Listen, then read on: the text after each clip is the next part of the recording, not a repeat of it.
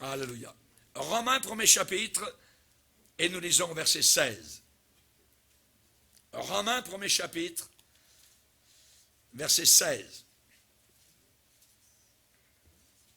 L'apôtre Paul écrit aux chrétiens de la ville de Rome, cette grande métropole de son époque, et il les encourage. Et il a écrit cette épître de 16 chapitres, et il dit ici, au premier chapitre, verset 16, « Je n'ai point honte de l'évangile.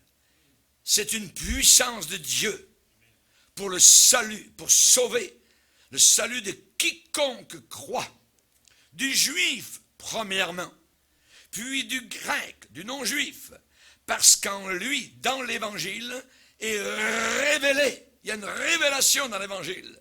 Dans l'évangile est révélée la justice de Dieu par la foi et pour la foi, selon qu'il est écrit, le juste vivra par la foi.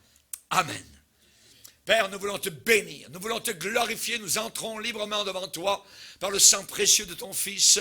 Et nous te remercions, Père, de nous avoir acceptés, reçus, de nous avoir aimés, Seigneur, de nous avoir appelés un jour. Et nous te demandons aujourd'hui que nous puissions comprendre le rôle que nous avons à jouer dans ces derniers jours ici-bas sur cette terre. Nous te demandons que nous n'ayons jamais honte de l'évangile de Jésus-Christ. Seigneur, aide-nous à comprendre et à réaliser, Seigneur, l'urgence de la tâche à accomplir, de répandre à la grandeur du monde l'évangile de gloire sur les 5 continents, car tu reviens bientôt, Seigneur, comme un éclair. Nul ne sait ni le jour ni l'heure, et nous voulons particulièrement nous préparer à chaque instant. Merci, Père, dans le nom puissant de Jésus. Amen. Et tout le peuple dit Amen. Amen. Gloire à Dieu, on peut s'asseoir, frères et sœurs. Alléluia. Gloire au Seigneur. Que Dieu soit glorifié. Que Dieu soit béni. Alléluia. Sois un témoin efficace. Un témoin efficace, ça veut dire un témoin, pas n'importe quel témoin. Un témoin qui a du pouvoir, qui a de l'efficacité. Si un jour on vous présente une feuille, et que sur cette feuille on vous demande votre signature, et que sur cette feuille il est marqué, je reconnais que je ne parlerai pas de Jésus. Déchirez la feuille et sortez de là. Aujourd'hui, certaines églises apostates et diaboliques donnent des choses aux païens, du pain, des vêtements, mais on demande à ceux qui travaillent dans ces milieux de signer qu'ils ne parleront pas de Jésus. Vous avez là l'église de Laodicée qui sera vomie littéralement de la bouche de Jésus-Christ. Paul a dit, je n'ai pas honte de Jésus-Christ. Ces gens ont honte de Jésus parce qu'ils ont la bouche remplie de dollars. Ils ont reçu des subventions souvent du gouvernement pour ne pas parler de Jésus, pour les empêcher de déclarer le nom du Sauveur Jésus-Christ. Ces gens-là se trouveront un jour devant Dieu et le Seigneur aura honte d'eux. Si quelqu'un me renie devant les hommes, je le renierai devant mon Père. Il y a les hommes, il y a devant les hommes et il y a devant Dieu.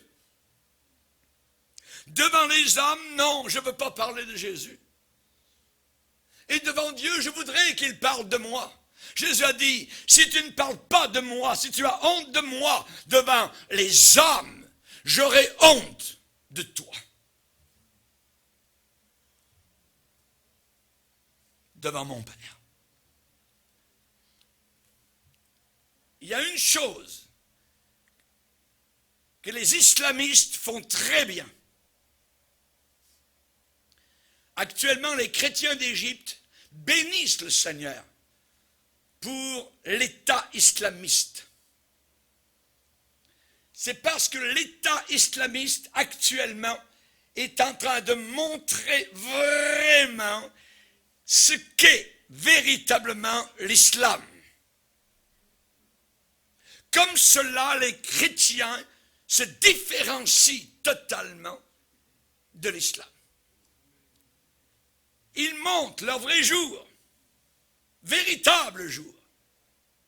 Religion de haine. Un islamiste, il vit dans la peur, continuellement. On peut lui couper la tête, on peut lui couper les mains au nom de son Dieu Allah, qui est un faux Dieu, qui est un démon. Il se regarde le visage dans le miroir, il a peur. Il ne sait pas. Quand il prie, il se met à genoux, il a peur. Il vit dans la peur. Nous les chrétiens, nous sommes véritablement la religion de paix, la religion d'amour. Nous pardonnons. Nous pardonnons. L'islam ne pardonne pas. C'est une religion de vengeance. Jésus a dit, je vous envoie comme des brebis au milieu des loups. Jésus-Christ a dit, allez. Pourquoi? Eh bien, le monde va très mal. Et ça va empirer. L'autre jour, je passais sur le pont Champlain pour aller vers Montréal. Et il y avait un immense panneau sur lequel il était écrit, le pire est passé. J'ai dit, mon œil, le pire s'en vient. Le pire n'est pas passé. Vous savez, les premiers membres de la race humaine connaissaient très bien Dieu. Mais petit à petit, ils se sont détournés de leur Créateur. Et ils sont devenus perdus. Et à partir de là, chaque génération a moins connu, de moins en moins, le Seigneur. Jésus a dit, allez, allez, vous mes disciples, allez, répandez, faites-moi connaître, répandez l'évangile. Paul dit, je n'ai pas honte de l'évangile. C'est la puissance de Dieu. Une bombe atomique ne change jamais aucun cœur. Mais l'évangile change un cœur. C'est l'explosion divine d'un cœur de pierre. Dieu en fait un cœur de chair. Alléluia. Allez, allez. Le témoignage, le travail missionnaire. Il faut faire retrouver aux hommes cette connaissance de Dieu, cette communion avec Dieu, cette intimité avec Dieu qu'ils ont totalement perdue. Tout chrétien est appelé à aller. Tous ne sont pas missionnaires, mais tous peuvent donner, peuvent prier, peuvent témoigner. Il y a ceux qui ne peuvent pas quitter leur travail, mais ils sont quand même solidaires du programme missionnaire pour atteindre les âmes. Jésus a dit, le champ, c'est le monde. Le champ, c'est le monde. Pas seulement outre-mer, mais aussi notre pays, nos voisins. Il y a des besoins spirituels partout. Nous ne voulons pas échapper à nos responsabilités vis-à-vis des hommes qui n'ont pas Jésus-Christ dans leur cœur. Ils vont directement vers l'enfer. Il n'y a aucun hindou au ciel, aucun musulman au ciel. N'oubliez jamais, aucun bouddhiste. Nul ne vient au Père, venir au Père, que par moi. Et il y a un seul Père, et il y a un seul Fils, un seul Sauveur, c'est Jésus-Christ. Mission vient du latin missio. Ça veut dire action d'envoyer. D'envoyer. Les missions, c'est l'action de lancer. C'est une sorte de jet, une sorte de lancement. Et on a le mot en français, missile, qui vient de mission, projeté. Alléluia, gloire à Dieu. L'Église ici me projette dans le monde. Alléluia, gloire au Seigneur. Et je ne suis que le porteur du missile. Le missile, c'est l'Évangile. Je n'ai pas honte de l'Évangile. C'est la puissance de Dieu. Il faut mettre cet Évangile sur une rampe pour qu'il aille et fasse son travail dans le monde. Un missionnaire, c'est quelqu'un envoyé en mission. Il va faire des courses. Pas plus compliqué que cela. Paul et Barnabas, envoyés par le comité de l'église de tel mouvement. Non, non, non. Paul et Barnabas, envoyés par le Saint-Esprit, Pendant qu'il jeûnait, pendant qu'il priait, l'Esprit de Dieu s'est manifesté et a dit dans l'assemblée, par un don spirituel certainement, mettez-moi à part Paul et Barnabas pour l'œuvre à laquelle je les ai appelés. Ils en ont conclu qu'ils devaient partir en mission. Et le premier pays qui est devenu missionnaire, ça a été l'île de Chypre. Et ils ont fait face tout de suite aux puissances diaboliques avec un homme possédé par Satan qui voulait empêcher l'évangile. Et il lui a fait des miracles pour que l'évangile aille de l'avant. Partout où il y a des pécheurs, il faut leur annoncer Jésus-Christ. Allez, allez! Du haut des ciels, du temps du prophète Ésaïe, Dieu a dit, qui enverrai-je? Qui marchera pour nous? Pour nous, Père, Fils et Saint-Esprit. Qui marchera pour nous? Ésaïe dit, Seigneur, me voici, envoie-moi. Envoie-moi. Il faut absolument être envoyé par le Seigneur. Et nous avons notre ordre de marche. Matthieu 28. Si quelqu'un vous dit que vous n'avez pas le droit de parler à quelqu'un d'autre d'une autre religion de votre Jésus. Ah, mais j'ai mon ordre de marche. Ouais, c'est quoi votre ordre de marche? Lisez avec moi Matthieu 28.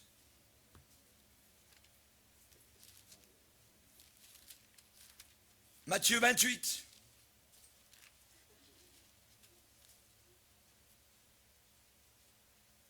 Verset 19.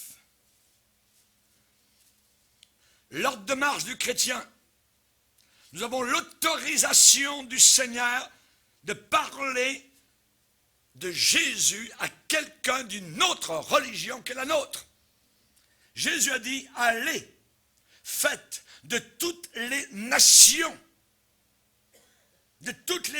nations païennes, des disciples, les baptisant au nom du Père, du Fils et du Saint-Esprit. Et enseignez-leur à observer tout ce que je vous ai prescrit. C'est notre ordre de marche. C'est là notre ordre de mission. Allez! Allez! Notre témoignage ne finira jamais. Pourquoi? Parce que le péché ne disparaît jamais. Le premier missionnaire, qui était-il? Le premier missionnaire s'appelait Jésus-Christ de Nazareth. Missionnaire de Dieu.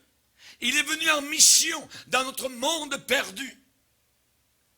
Et souvent dans les évangiles, Jésus a dit, il faut,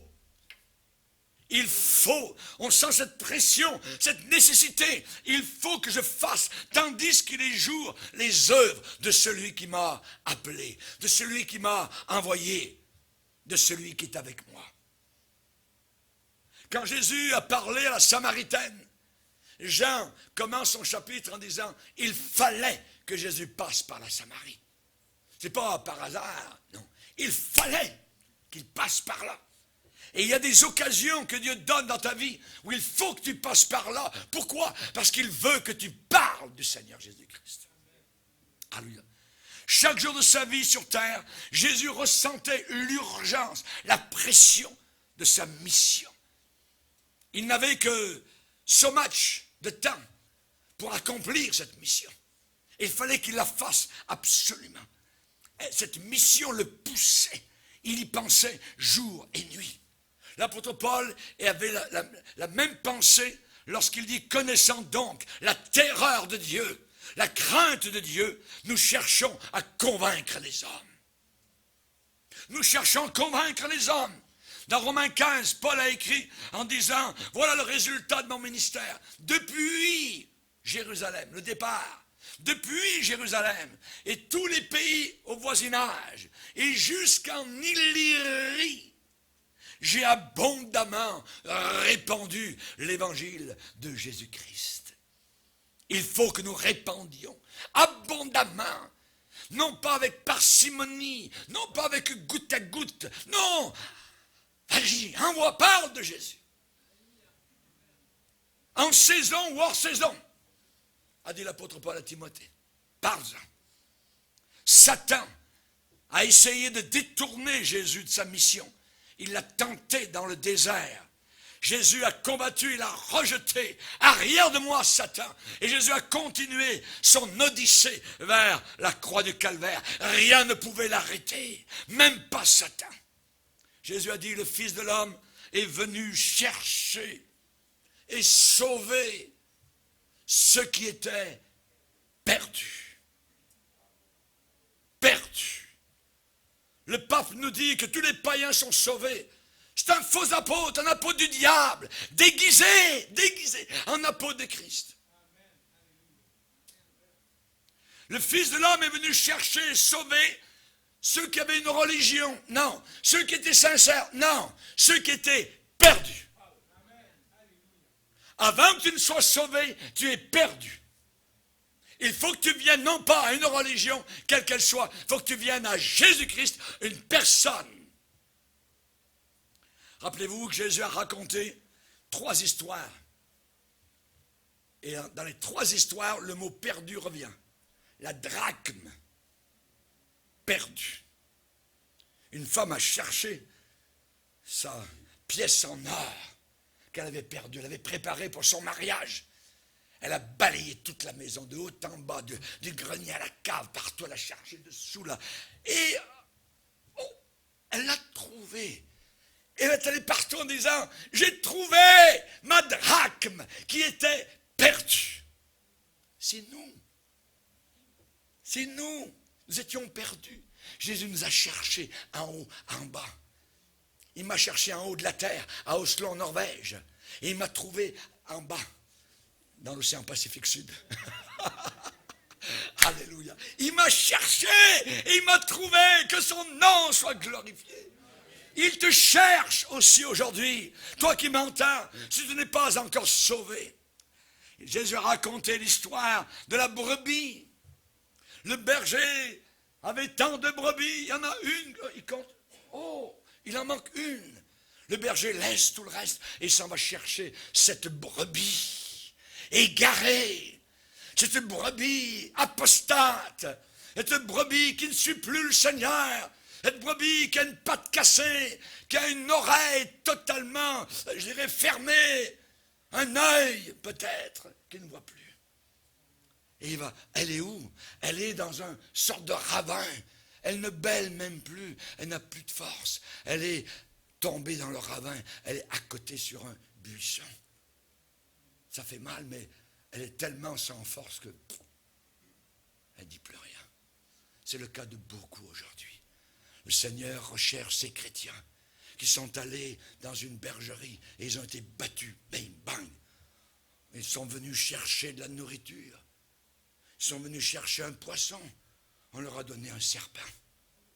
Ils sont venus chercher des beaux cantiques. On leur a donné du roc chrétien. Abomination. Et ainsi de suite. Et le Seigneur vient et il cherche cette brebis. Ils sont des milliers qui sont dans le champ. Ils sont des milliers autour de nous qui sont tombés, qui ne vont plus nulle part, qui sont fatigués, qui ne croient même plus au véritable pasteur. Perdu. La brebis perdue. Il va la ramener. Il la met sur ses épaules. Ah, sur ses épaules. Elle ne peut même pas marcher. Et on a vu des gens revenir au Seigneur, il fallait les porter. Et tranquillement, on a vu le souffle de l'esprit, la bougie qui commence à s'enflammer. C'était des braises quasiment mortes. Et soudain la flamme jaillit, belle, joyeuse. La joie du salut revient, le pardon de Dieu. On est renourri. Au début, l'estomac est tellement petit, refermé, qu'au bout de 10 minutes de prédication solide, l'estomac ne peut plus en prendre. Ouais. La brebis a besoin de souffle. La brebis a besoin d'élargir son estomac spirituel. Et finalement, au bout d'un certain temps, 1 heure de prédication, c'est merveilleux. Nous avons des gens qui nous écoutent sur Internet. Il y avait une hôtesse de l'air à Paris. Elle a demandé des jours de congé. Et tout ce qu'elle a fait, c'est d'écouter la parole de Dieu. Sur Internet, nos prédications, tout ça. Elle a mangé littéralement. Gloire au Seigneur. Que Dieu soit béni. La brebis était perdue. Et il y a eu l'histoire du fils perdu. Il avait été mangé dans l'écuelle des porcs. Il était entré dans ces lieux X-rated. Regardez-les, ceux qui rentrent là-dedans, comment ils ressortent, avec une joie, contents, heureux. Ils ont tous la face par terre. On va en parler dans quelques temps de ça. Perdu. Perdu. Fils prodigue est rentré en lui-même et a dit, mais je suis en train de mourir ici. Ici, au Québec. On dit ici au Québec. Je ne suis pas en train de mourir au Québec, mais je suis en train de mourir ici, dans ce lieu de porcherie. Amen. Dans ce lieu de poubelle. Dans ce lieu où l'on parle avec un vernis de Jésus, mais on ne me donne pas le vrai lait pur, la bonne parole, la viande de Dieu, les légumes. Je suis en train de mourir. Je me lèverai et je dirai, Seigneur, conduis-moi vers un champ. Quand Ruth est revenue, quand elle a suivi Naomi, Naomi lui a dit, va travailler dans un champ aujourd'hui. Elle a passé différents champs de moisson, c'était la moisson. Le travail le plus bas, glané.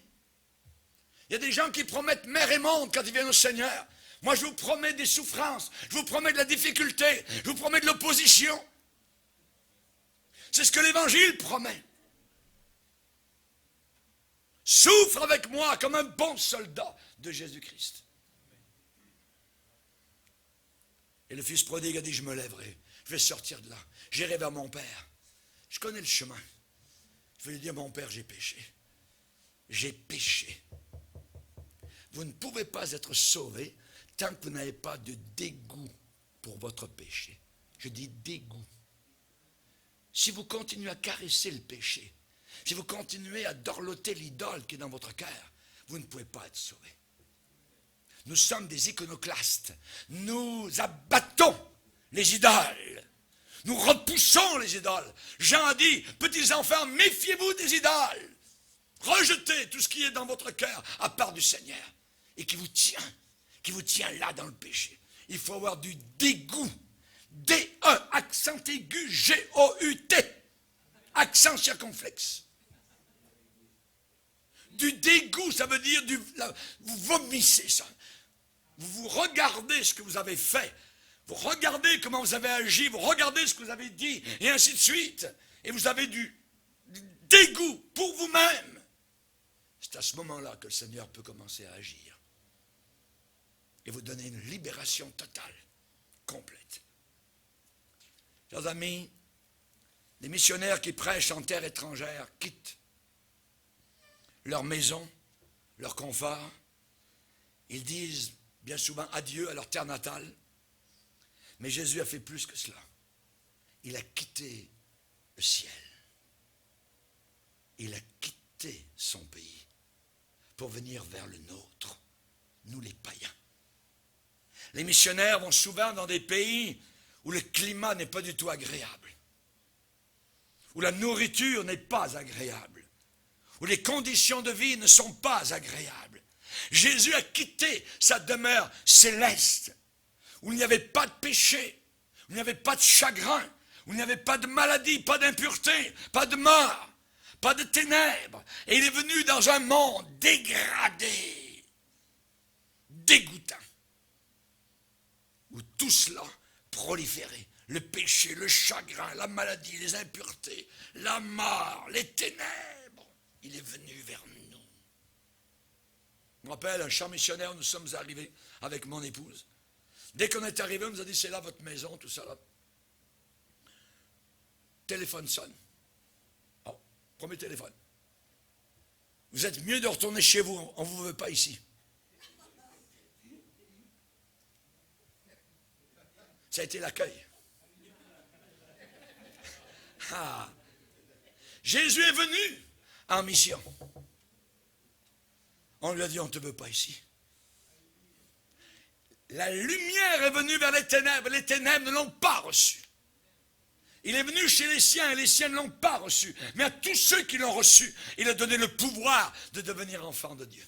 Alléluia. Merci Seigneur. Avant même de commencer son ministère, Jésus a dit, il avait 12 ans. Il a dit à Marie et Joseph, ne saviez-vous pas qu'il faut que je m'occupe des affaires de mon Père? Il faut. Jésus a raconté l'histoire. Un semeur sorti pour semer. C'est notre histoire à tous. Un semeur sorti pour semer. Un. Article indéfini. C'est vous, c'est moi. C'est indéfini. Un semeur. Es-tu un semeur? J'ai regardé dans le Larousse, ça dit, c'est un déterminant indéfini d'un groupe nominal. Alléluia. Indéfini. Un semeur. Si Jésus-Christ, il est le divin semeur, nous aussi. Paul a dit, je suis un semeur. Je n'ai pas honte de l'évangile. Semeur, c'est notre tâche qui est là expliquée. C'est simple. C'est propager la semence. Regardez un semeur qui sème dans le champ, voyez. Et le champ, c'est le monde. Un semeur, sorti. Ça veut dire qu'il faut quitter. Il faut quitter le confort, les habitudes, ses joies, ses aises, pour le labeur, pour la peine, le travail, la souffrance, les larmes, le rejet, s'il le faut. Et la mort, si on est tué sur le champ. Ceux qui sèment avec larmes récolteront avec chant d'allégresse. Alléluia. Un semeur sorti pour semer. Nous ne sommes pas des activistes. Nous ne sommes pas des politiciens. Nous ne sommes pas des hommes d'affaires. Nous ne sommes pas des écologistes. Dieu ne nous demande pas de nettoyer la terre avec l'écologie. Il nous demande de nettoyer les cœurs. Nous ne sommes pas des travailleurs sociaux. Nous ne sommes pas des humanistes. Nous sommes de simples disciples de Jésus-Christ quand nous obéissons au Seigneur. Nous ne voulons pas des super ceci, puis des supernovas, puis des super, puis la plus grande église en ville. Nous voulons être une église simple, dans la simplicité. Amen. Les gens commencent à en avoir ras-le-bol. Des super ceci, des super cela, puis plus grand. Ça veut rien dire. Ça veut absolument rien dire. Un semeur sorti pour semer.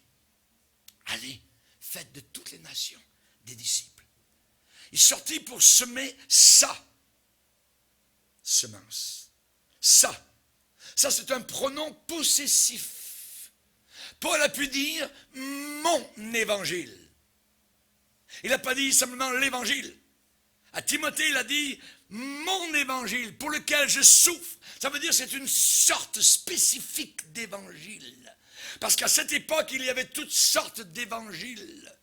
L'évangile de la prospérité, l'évangile des dates pour le retour de Jésus, l'évangile de l'estime de soi, Robert Schuller, toute la clique. Voyez. Non. Ça, un semeur sorti pour semer sa semence. On ne peut donner que ce que l'on a reçu.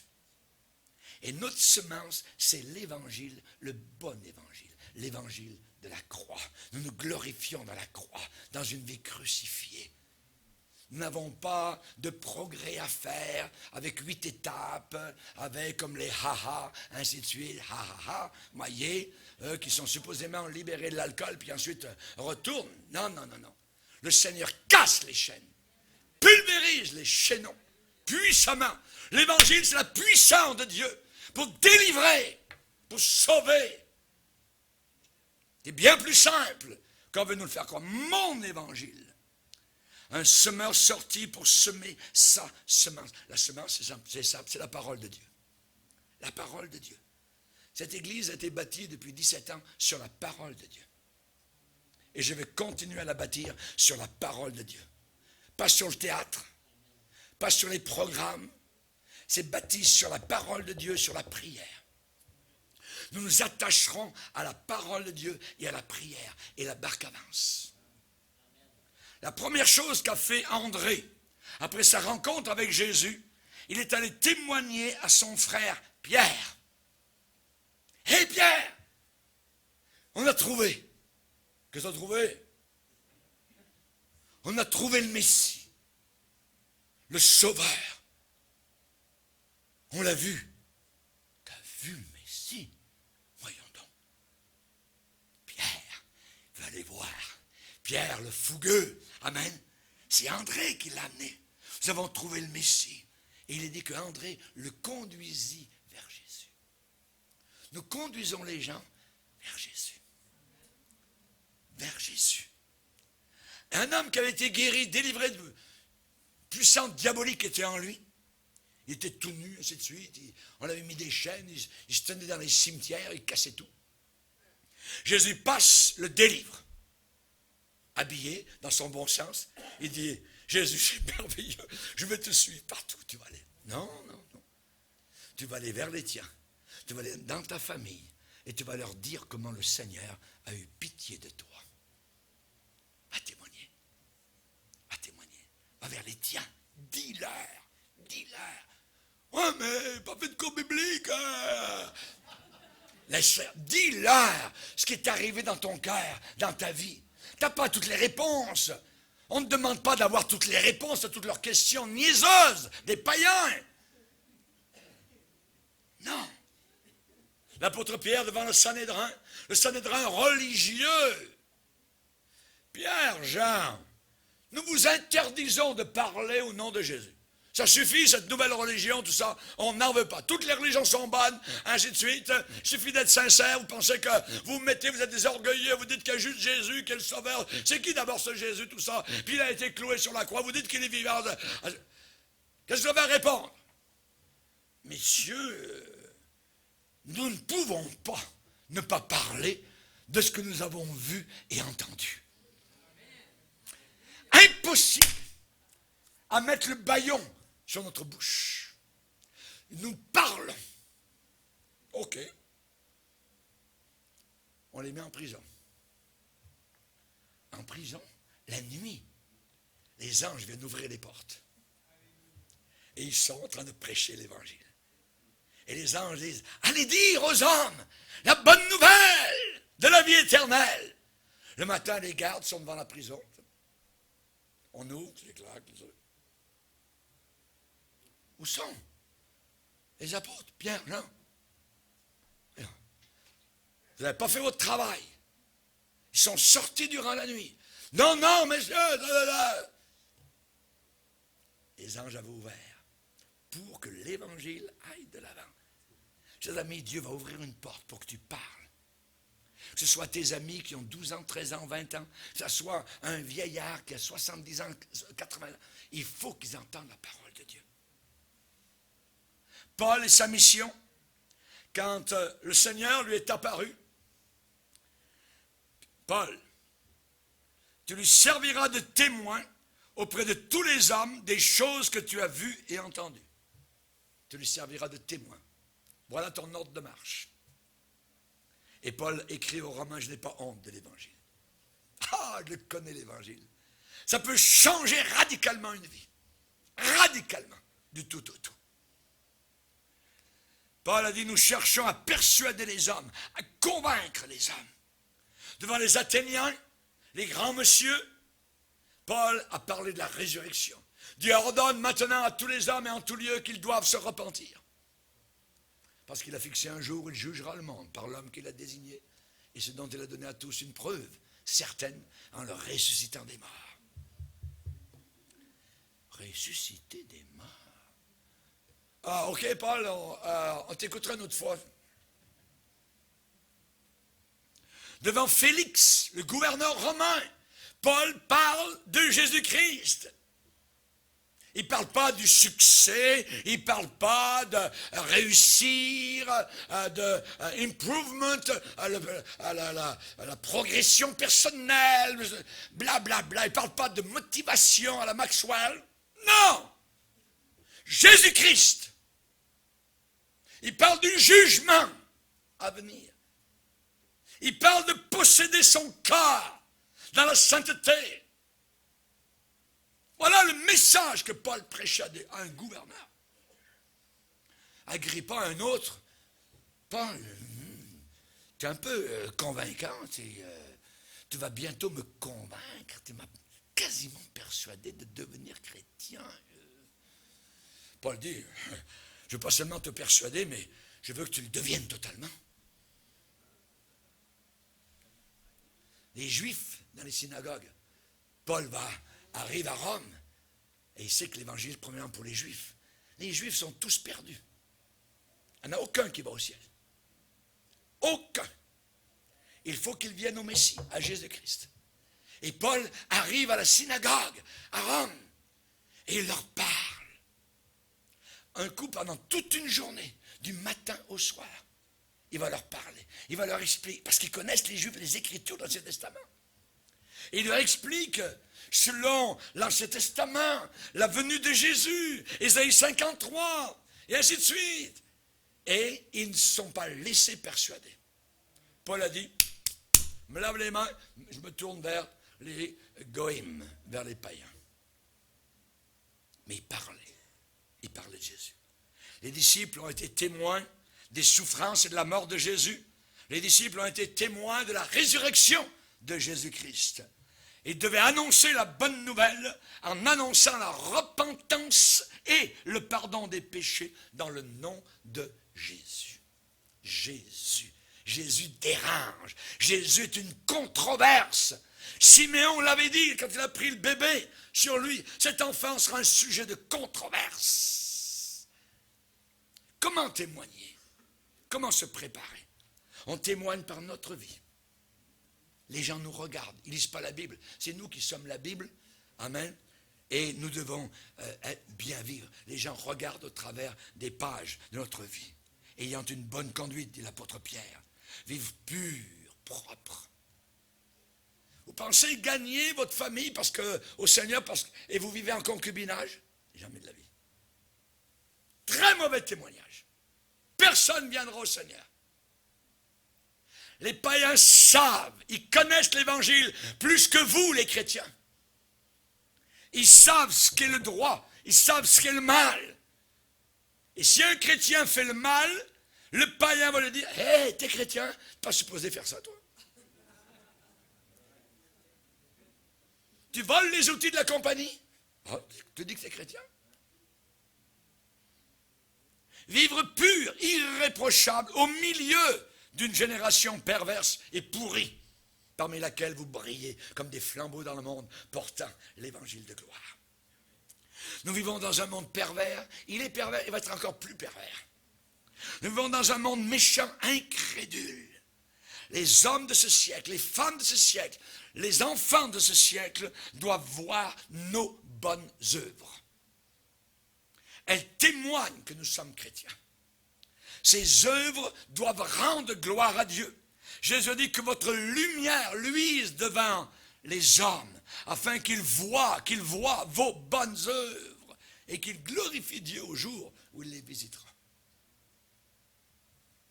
Les vieillards, les femmes âgées, les jeunes gens, les employés, Paul en parle à Tite au chapitre 2, comment ils doivent se conduire. Nous témoignons par notre vie, nous témoignons aussi par nos paroles. Jésus a dit, s'ils se taisent, les pierres vont crier. Ce sont les rachetés de Dieu qui peuvent et doivent témoigner des bontés du Seigneur. Louez l'Éternel, car il est bon, car sa miséricorde durera toujours. Qu'ainsi que de cette manière parlent, voyez, les enfants du Seigneur. Psaume 107, verset 2. Vous vous rappelez l'aveugle qui a été guéri à Jérusalem? Et toi, c'est qui t'a guéri là? On te connaît, ça fait des années. Oui, c'est Jésus. C'est un nommé Jésus, un prophète, un jeune prophète. Ouais, il a une trentaine d'années, je ne pourrais pas vous le décrire. Mais comment ça s'est passé? Tu es un ignorant, tu n'as pas d'instruction, tu n'as pas fait de cours biblique, tu n'as pas de diplôme théologique. Je ne sais pas vraiment, je ne peux pas vous répondre, mais je sais une chose. C'est que j'étais aveugle et maintenant je vois. Alléluia! Gloire à Dieu! Que Dieu soit glorifié. Vous n'aurez pas la réponse à tout. Vous pouvez dire, j'étais un aveugle et maintenant je vois. Je ne comprenais rien et maintenant je suis sauvé. J'étais perdu. Maintenant j'ai mon nom inscrit dans le livre de vie. J'allais en enfer. Maintenant je vais au ciel gratuitement. Alléluia. Alléluia. Que Dieu soit béni. Il y avait une jeune fille dans une réunion qui était sauvée et qui a été baptisée dans le Saint-Esprit. Elle s'est mise à parler en langue, à glorifier le Seigneur. C'était merveilleux. Après la réunion, elle arrive chez elle. Elle était remplie de joie. Seigneur, c'est merveilleux, mais qu'est-ce que je pourrais faire pour toi? Je t'aime, Seigneur. J'aimerais faire quelque chose vraiment pour toi. Tout ça.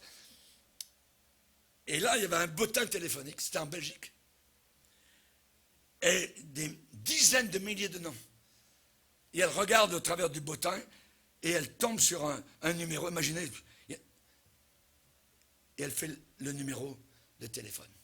Il faut que je parle à ces gens de Jésus. Dring, dring, dring. Rien. Elle raccroche. Elle dit, Seigneur, je peux en essayer un autre, mais il me semble que c'est ce numéro-là. Elle refait le numéro. Dring, dring, dring. Et le téléphone, quelqu'un est au bout. Une voix âgée, très âgée. Qu'est-ce que vous voulez? Je suis une jeune fille. J'ai été baptisée dans le Saint-Esprit. Jésus m'a sauvé.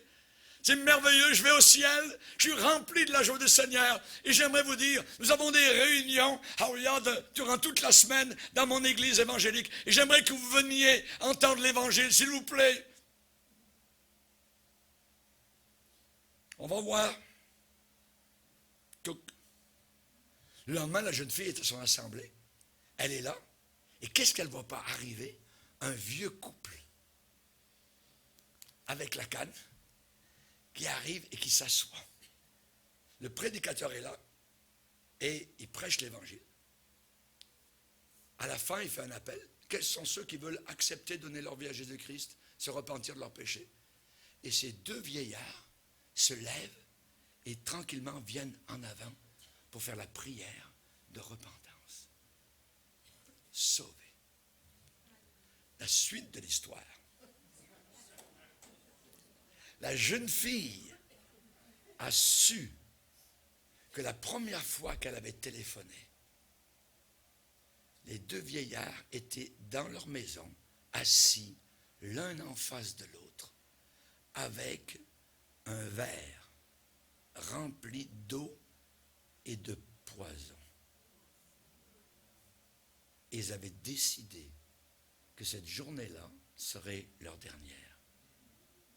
Et le Saint-Esprit qui voit tout ce qui se passe au-dessus de la terre et qui voit tout ce qui se passe en Belgique a dirigé cette jeune fille qui venait d'être baptisée dans le Saint-Esprit à poser son doigt dans un bottin où il y a des centaines de pages et des milliers de noms et de numéros là, à cet endroit. Elle aurait pu se décourager la première fois parce qu'il n'y avait pas de réponse. Et ils ne répondaient pas. Ils ont entendu le téléphone sonner. Ils étaient là. Ils étaient sur le point de boire le poison et de s'enlever la vie. Désespérés. Et ils ont été sauvés. Chers amis, c'est quelque chose de... C'est un exemple. C'est le pasteur Amitié, qui s'appelle Amitié de Belgique, qui raconte ce fait vécu. Notre Seigneur connaît tout ce qui se passe. Et il y en a des désespérés dans ce monde. Il faut que nous allions leur parler de Jésus. Il faut que nous les amenions au Sauveur. Tout est possible. Amen. Baissons nos têtes et prions le Seigneur.